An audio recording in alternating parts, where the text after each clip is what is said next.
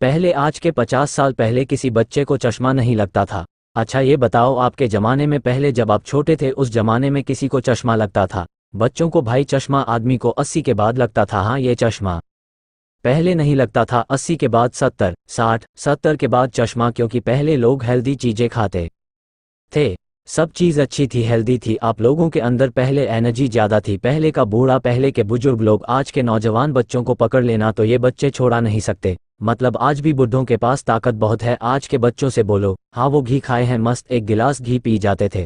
पहले मस्त खाना पीना तो पहले ही था, आज तो सब व्यर्थ है। पहले के लोग घी पीते थे, घी पी के काम करते थे तो बॉडी में पूरा घी अंग अंग तक भिज जाता था, शरीर में ताकत। पहले के लोग बहुत ताकतवर होते थे।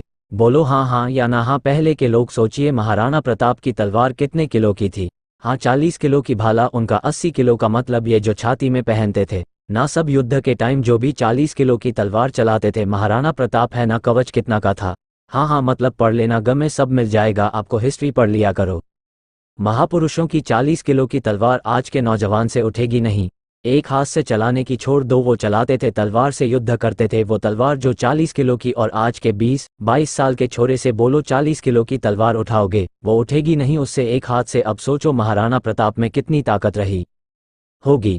अब यह महाराणा प्रताप पिज्जा बर्गर खाते, चाउमीन खाते, अरे लीटर से ये घी पीते थे, डरब थक मारते थे। मस्त हाँ या ना? सपाटे मस्त। अब ताकत चा। आजकल के बच्चे बस पिज्जा बर्गर खाएंगे और फिर रोएंगे, पेट में दर्द, यहाँ दर्द, ये आंखों में नहीं दिख रहा, बाल सफ़ेद हो गए, और खाओ उल्टा सेल्टा खाओ। ये सब तुम्हारा दुष्परिणाम है। हमारे कन्हैया माखन खाके तुम्हें ये तक भगवान को पता था कि कलयुग में कैसे लोग होंगे, इसलिए माखन खाके बताया बेटा माखन खाया करो, और ये बच्चों को बिस्किट ना खिलाया करो। नया क्या अखवा होगी बच्चों को? अंकुरित अनाज, गेहूं अंकुरित कर लो, चने अंकुरित कर लो, दालें अंकुरित कर लो, मूंग की दाल अंकुरित जानते हैं ना, स्प्राउट इत्यादि अंकुरित अनाज खिलाओ, शक्ति दूध पिलाओ, कैल्शियम बढ़ेगा, हड्डियां स्ट्रांग होंगी। बिस्किट नहीं मेरी माँ।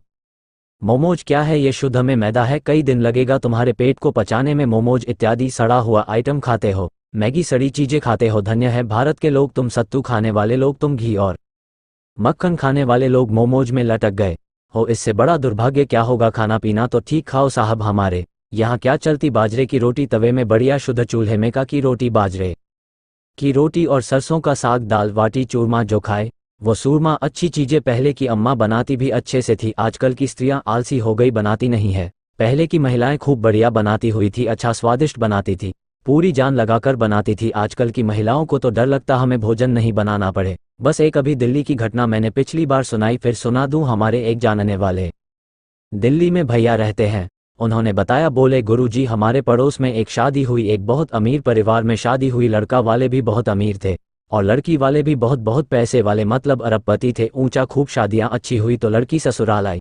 तो 1-2 महीने बाद क्या हुआ कि लड़का वो लड़की ससुराल में थी कि तभी उनके घर में कोई मेहमान आ गए। तो ससुर जी ने बहू से कह दिया, बेटा जरा पानी ले आओ, मेहमान आए। लो भैया, बहू को ये बात बुरी लग गई।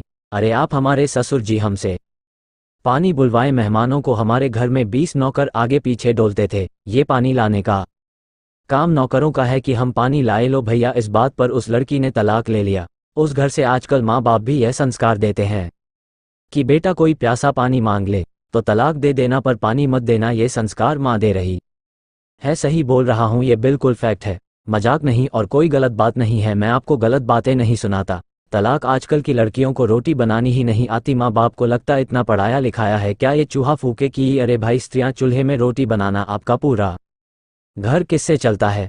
किसके लिए कमाते हो? अन्नपूर्णा रसोई, रसोई में स्त्रियां जब भोजन बनाती हैं, वो भोजन जब भगवान को भोग लगकर बच्चा खाता है, पति खाता है, उसी भोजन से एक अच्छी बुद्धि का, एक अच्छे विचार का निर्माण होता है, उसी से सब चलता है। मेरी माँ, स्त्रियों को पढ़ाना लिखा बुरा नहीं है, पर यह कह देना कि तुम रोटी बनाओगी क्या? अब बताओ तो रोटी कौन बनाएगा? नौकर? अरे नौकर रोटी बनाएंगे, तुम्हारी बुद्धि भ्रष्ट हो जाएगी। जैसा खाओगे अन्न वैसा रहेगा। हाँ, पहला का जमाना रसोई में सब लोग नहीं घुसते थे, रसोई चौका बर्तन बड़ी पवित्रता का विषय है। लेकिन आज की माँ अपनी बेटी को ये बिल्कुल नहीं समझाती कि बेटा रसोई, रसोई आपके घर में जो रसोई है वो एक मंदिर है। रसोई क्या है? मंदिर है, और वह भोजन जो बनाया जा रहा है वो भोजन नहीं है, प्रसाद है, प्रभु को भोग लगेगा। घर की ग्रहण बहुत पवित्रता से भोजन बनाएंगी। अब पवित्रता पूर्ण भोजन बनेगा तो जो भोजन पवित्रता से बनेगा तो उसके खाने वाला जो होगा उसके अंदर भी पवित्र विचार आएगा। जब भोजन बनाने वाला गंदा होगा तो तुम्हारे विचार कितने पवित्र हो पुरानी कहावत सुनी होगी, जैसा खाए अन्न और जैसी राख शुद्धि वैसी बने। मेरी माँ क्या से क्या हो गए।